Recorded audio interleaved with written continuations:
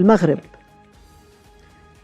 بيشهد المغرب حركة تغيير حكومي ووجوه جديدة بتقفز إلى الواجهة السياسية في المغرب، ومن هنا سيشهد المغرب ثورة إصلاحات مهمة وبارزة، وأرى الشعب المغربي بيتضامن مع الجيش وقوات الأمن لحماية المغرب من أي تهديد أو خطر خارجي بسبب حدث مهم ومؤسف.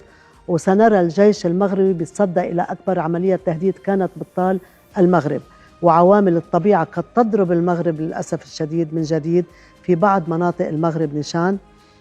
ومرة أخرى أرى الأجواء الرياضية بتشتعل بالفرحة من جديد في شوارع المغرب، وذلك لأنني أرى أن حظوظ المغرب الرياضية ستكون حليفا رياضيا بارزا لها، وخاصة بالمونديال 2026. هيدا خبر حلو. مع كل التوفيق لفريق المغرب بالحدث الرياضي للمرة الثانية والثالثة والرابعة حتى نهتف دايما ديما المغرب ديما المغرب. وأخيرا في هذا التوقع للأسف أقول بأنني أشعر بالقلق الشديد على صحة جلالة الملك المغربي محمد السادس حفظه الله، وأتمنى له كل السلامة.